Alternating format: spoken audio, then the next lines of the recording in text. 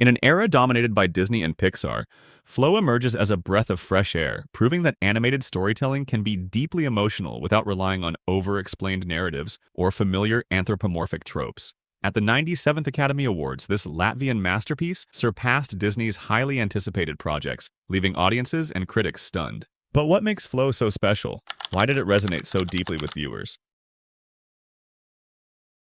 For decades, Disney has perfected a formula: charming characters, big musical numbers, and anthropomorphic creatures with human-like expressions and behaviors. While undeniably entertaining, this approach often simplifies emotions, making them more digestible but also less nuanced. Flow takes a different route, presenting animals with intelligence and emotional depth while still maintaining their inherent wildness. They do not burst into song, nor do they communicate through witty dialogue. Instead, their behaviors, expressions, and interactions tell the story in a way that feels both grounded and poetic. While Disney films often wrap their stories in neat, comforting resolutions, Flow embraces ambiguity. It refuses to hold the viewer's hand, allowing them to interpret character arcs, motivations, and the greater themes of survival and purpose in their own way. It treats the audience with a level of trust rarely seen in mainstream animation. Flow transports us into a post-apocalyptic landscape where nature has reclaimed much of the world. Unlike the vibrant, pristine settings of Disney films, the world of Flow is eerie, worn, and melancholic. Structures appear ancient and mysterious, hinting at a lost civilization, much like the environment in a video game, The Last Guardian. The use of color palettes is particularly striking. Soft, muted earth tones contrast with deep blues and purples, creating an atmosphere that is both familiar and otherworldly. What makes this world even more compelling is its perspective.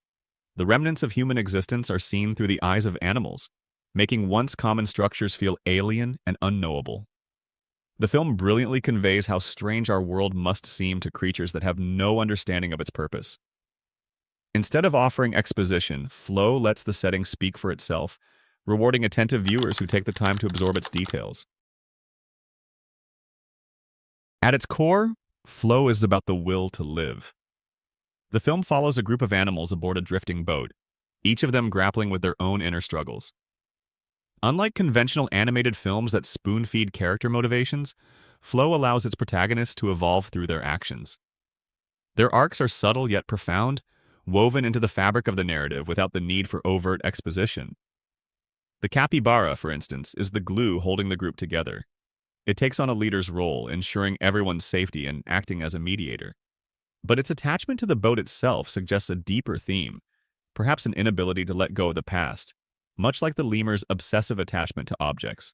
It is only through the cat's intervention that the capybara is able to move forward, demonstrating how connection and trust can help us overcome our deepest fears. The lemur, on the other hand, lives for material possessions. His frustration when his belongings are tampered with reflects a fragile identity tied to objects rather than relationships. His character arc is one of letting go, realizing that his self-worth isn't bound to his possessions but rather to the people, or animals, around him.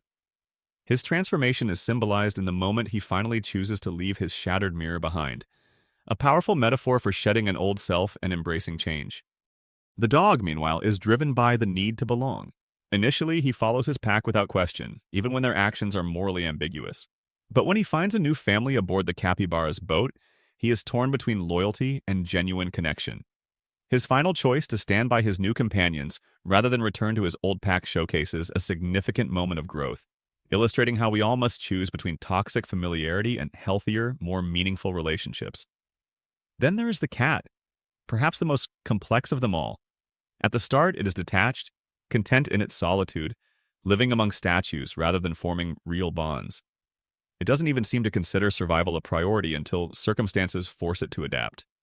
The bird's act of protecting the cat is a turning point, sparking the first true moment of reciprocated care. Throughout the journey, the cat gradually opens itself up, learning that connection is not just a burden, but a source of strength. And finally, there is the bird. If Flow is about finding the will to live, then the bird represents the opposite, a soul that has lost that will. Once a strong and free creature, its broken wing leaves it struggling with its identity. Unlike the others who find new meaning in their journey, the bird remains disillusioned. In its final moments, it willingly embraces the unknown, becoming a symbol of both loss and acceptance. The film leaves its fate open to interpretation. Was it a necessary sacrifice? Or was it simply giving in? Beyond its breathtaking visuals and deeply layered characters, Flow is a cinematic triumph because of what it dares to do differently. It tells a story without a single spoken word, relying on visuals, movement, and music to convey meaning. It does not treat its audience like children who need everything explained. Instead, it invites them to engage, interpret, and reflect. It also taps into something deeply human, the search for purpose. Each character in Flow struggles with this question, mirroring the existential dilemmas we all face. Do we keep moving forward even when life seems meaningless? Do we cling to the past, or do we find the strength to let go? Do we isolate ourselves, or do we open up to those around us? These are profound questions, ones rarely explored in animated films with such nuance and sincerity. In contrast, many modern animated films focus on external conflicts, villains to defeat, obstacles to overcome, goals to achieve. Flow shifts the focus inward, making the journey itself the story. The result is a film that lingers in the mind long after the credits roll, not because of flashy action sequences or catchy songs, but because of the quiet, powerful emotions it evokes. Flow winning an Oscar is more than just a victory for independent animation. It is a statement. It shows that audiences are ready for something different, something that challenges them rather than comforts them. It proves that animation is not just for children, but for anyone willing to embrace storytelling in its purest form. Disney may continue to dominate the industry, but Flow has set a new standard. It reminds us that animation is an art form capable of expressing the deepest aspects of the human and animal experience. And in doing so, it has cemented itself as one of the greatest animated films of our time. Let me know your thoughts on Flow in the comments below.